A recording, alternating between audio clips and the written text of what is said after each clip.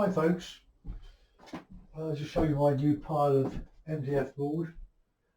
Can you just about see it over the top there? Another 8 sheets, 4 foot by 3 foot from Wessex Frames over in Leatherhead. Lovely stuff to work with. So that'll keep me going. I've got a board here that's halfway through its life, and I'm painting on that now. So I've got a bit of a rough drawing here. I'll tell you more about that in a moment. I don't want to do too much drawing. So there's the two pieces, 16 by 12 MDF, smooth both sides, but I gave these side another, well, a sanding, a light sanding with some coarse sandpaper, and vacuum cleaned them so there's no dust, and primed them with a good coat of PVA glue. So now, look at that. That's rough, very rough. So that's got some tooth in it. The last one I did on paper was I primed, and it was just a bit too shiny. So put that one to one side. Now, one of my friends on Facebook, Sharon Ellis, I've got to be careful here because I'm a bit hemmed in here.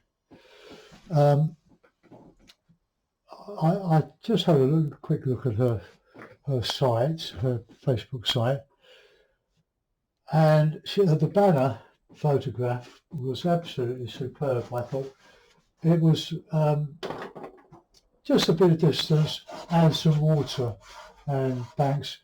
Now it could be anything really, and that was the joy of it, because it didn't have anything specific. It had a lovely sky with plenty of movement. I'm going to try and replicate that. It leaves a lot for the viewer to imagine.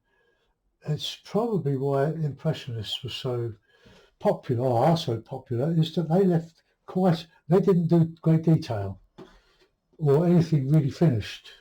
It was an impression, and the great thing about Impressionism is that it involves the viewer in interpreting the brushwork. It's obvious what it is, but for example, the best example I can give you is that if you put a fence and put everything in the fence, there's nothing for the eye or the brain to connect. But if you just do leave bits unpainted or just suggested, your brain then interprets, and it's why you get involved in liking Impressionism. So what we've got a few colours here. It doesn't matter what they are really. You use your own colours. It's acrylic. Just make sure you've got enough out. Good start. It's a bit of ultramarine. I love ultramarine. But you can mix the ultramarine with a bit of Payne's grey, like that. And I'll just scrape that off and get another bit with palette knife. Come on, palette knife. Hey, palette knife. It's getting a bit stiff now. A bit like me. Someone passed a comment on a painting I did a couple of months ago, complaining about the sound of the webcam. Well, it's okay as far as I'm concerned. The picture seems to be all right. Suggested I bought a new camera. Well, a new camera for the webcam, not a webcam, it's like a Canon, that would do what I want it to pause in, record, and record a longer video than an hour. Cost about £300. So he suggested I bought a camera. I suggested that he pay for it. They're very expensive. I've got two camcorders, and I'd willingly swap them both for another camcorder, even second hand, that would do what I want it to do. And that is pause and record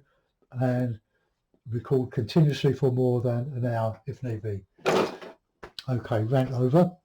So we've got to tell you what they are. Cadmium yellow pale, viridian, very useful colour.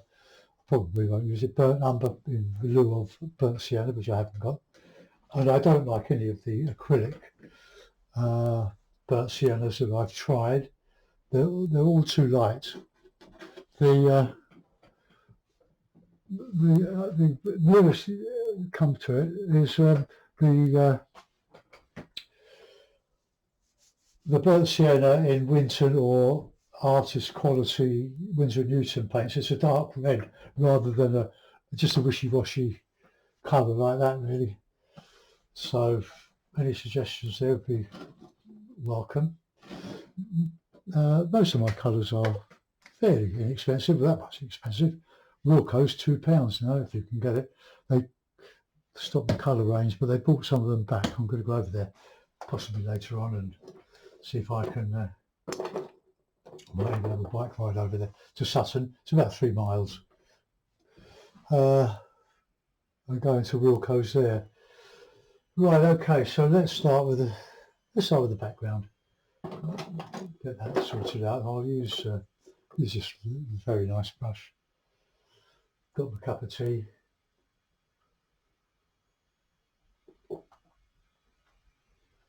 So what a grey. I'm going to see if I use water. Bit of ultramarine, bit of Payne's grey, which I haven't put out yet. Where is it? Where's my Payne's grey? Ah, there it is. I like Payne's grey. Let's put it there. Don't use a lot of it, but it mixes very well with the ultramarine and gives a really cool background colour. So let's just a bit of water.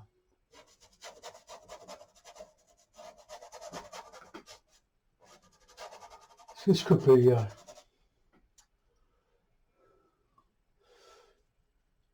I've got that in the orange. I'll tell you, I don't think we'll use the orange. I'll get rid of it as well. Well, this is the first painting of the week, isn't it?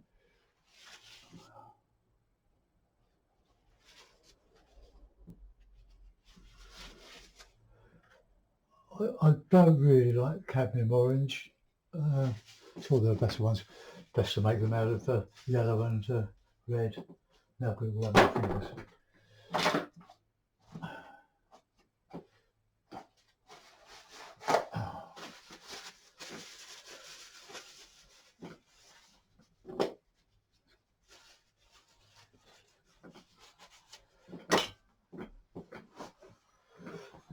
Right, start again. Clean brush. Give it a bit of a dry.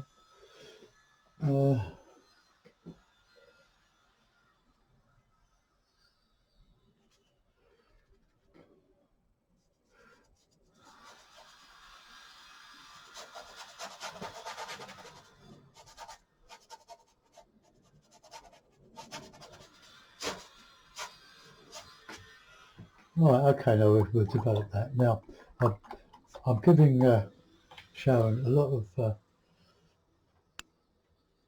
of credit for what I'm doing. It's not a copy, but it's just based on my memory of her lovely, lovely painting. If you're on my YouTube, not YouTube, but on my Facebook, just go on and have a look at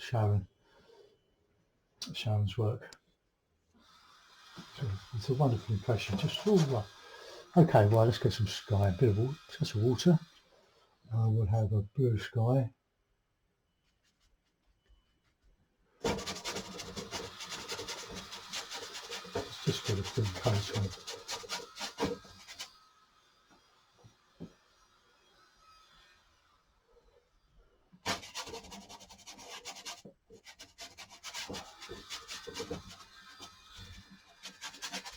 It'll dry quite quickly. I've got some vector gel nearby, handy, but I don't know whether I'll use it. I'll just try using a bit of water, just to spread.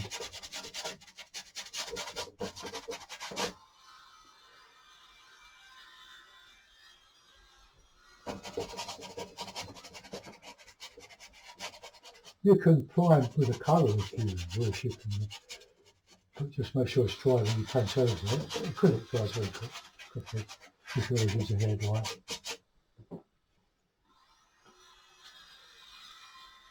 Brushes won't last long with this treatment.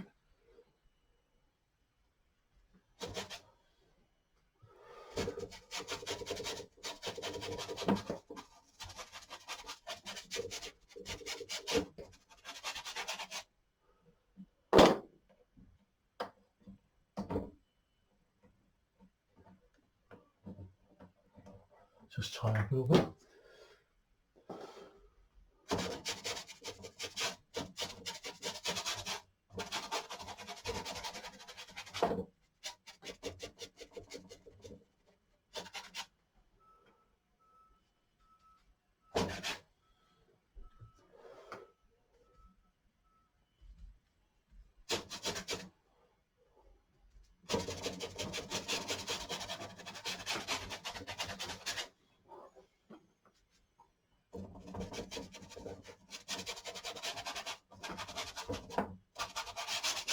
Once I've got the initial washes in, it won't take that long. I shouldn't. Hope it doesn't.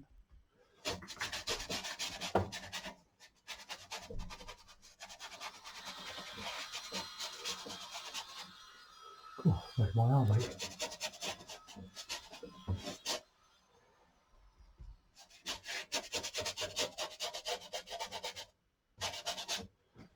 Right, let's add a bit of ochre.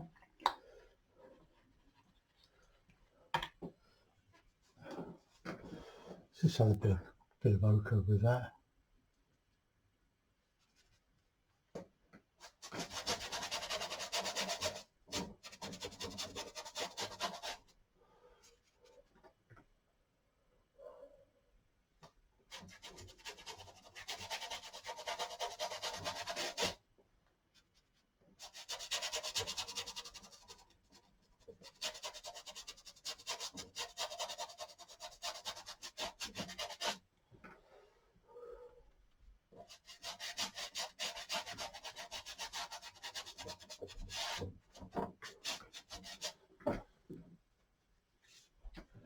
Oh, you don't need to cover the whole background.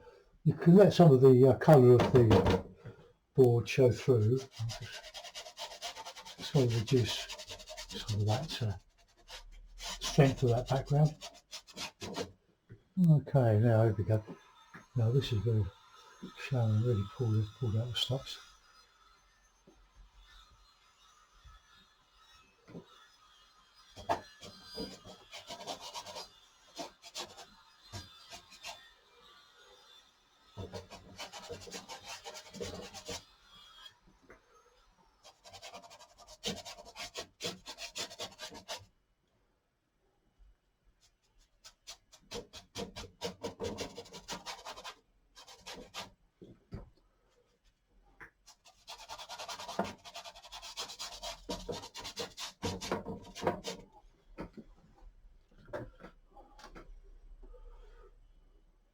Thicken up a bit.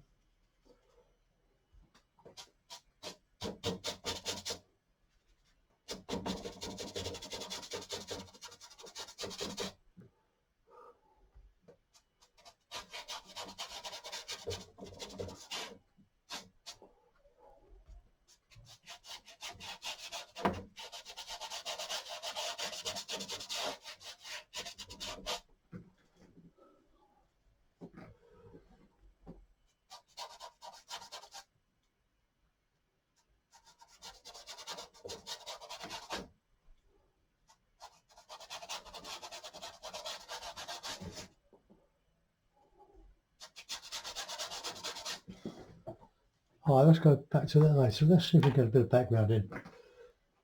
Let's see what we can make of that. Whew.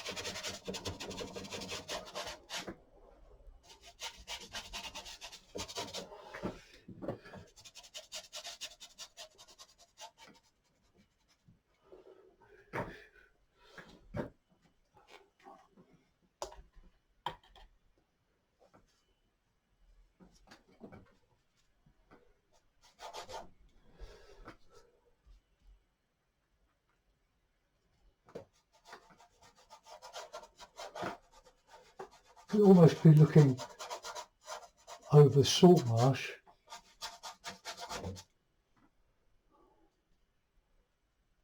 from the sea's point of view.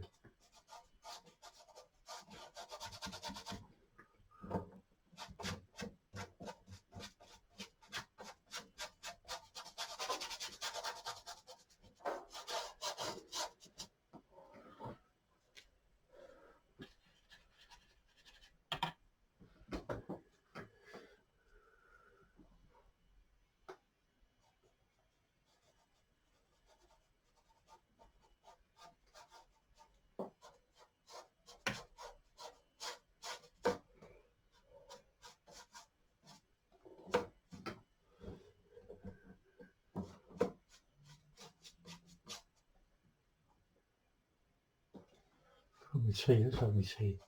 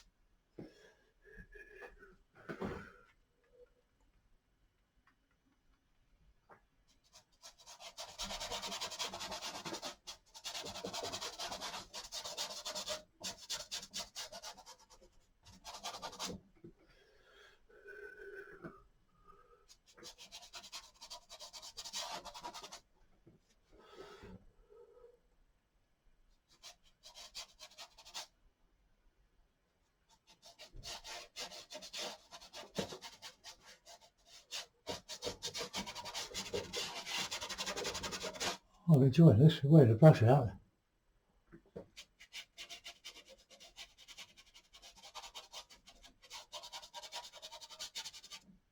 I think the other board I'll smooth it down a little bit.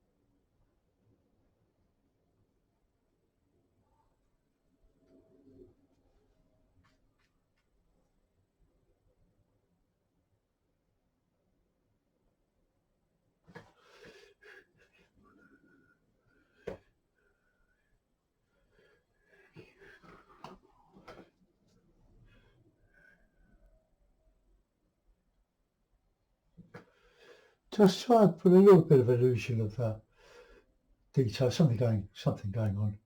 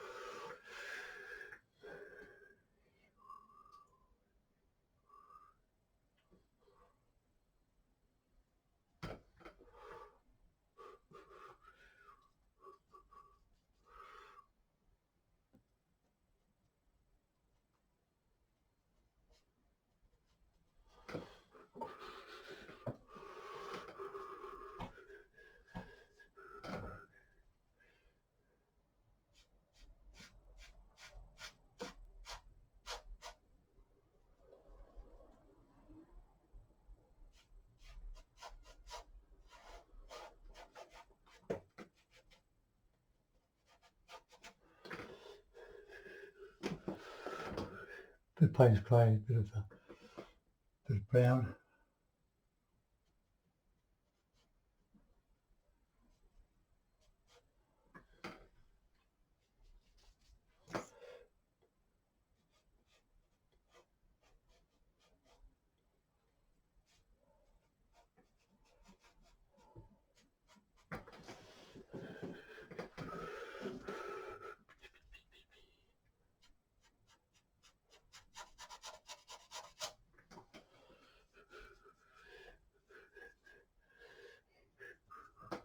Right, now I want a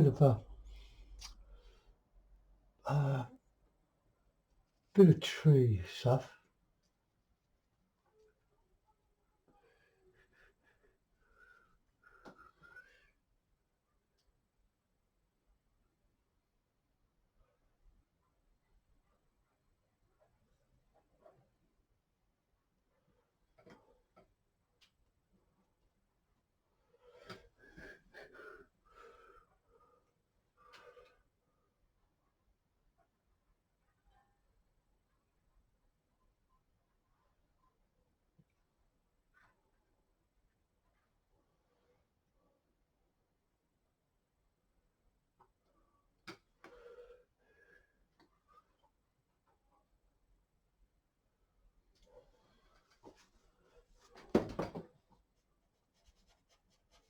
Paint that out then like that.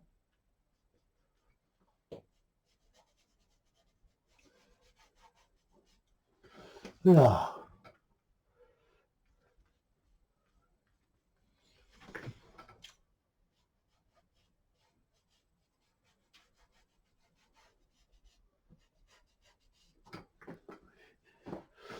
Right, let's go back to that again.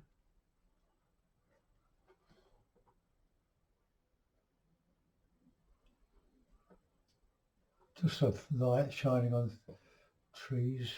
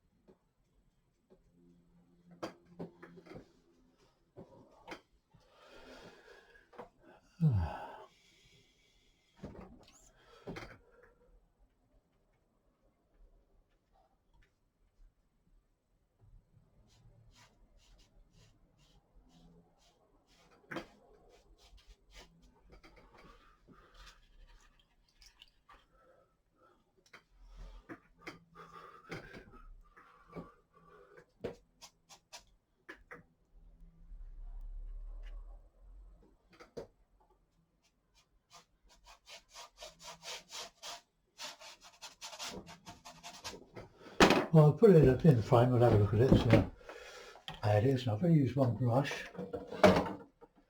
So bear with me. A couple of little tacks in the back of this old frame. Then I checked the size of the board before I painted on it, because I had to cut about half a centimetre, well no, just a few millimetres off to make it fit. Otherwise it wouldn't have, well I would have got annoyed with myself.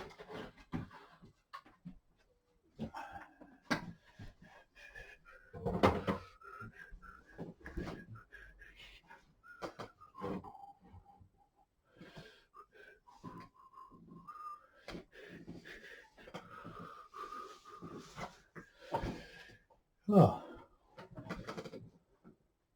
that's about it really. I think maybe the background's still just a little bit dark. It's not merging in with the general misty effect of the sky, but a very simple sort of painting. So let me know what you think of that.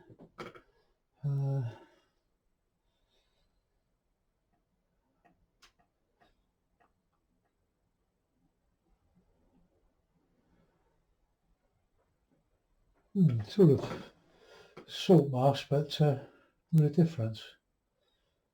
I'll think of the title. I hope you like it. Thanks for looking in, guys. See you soon. Bye bye.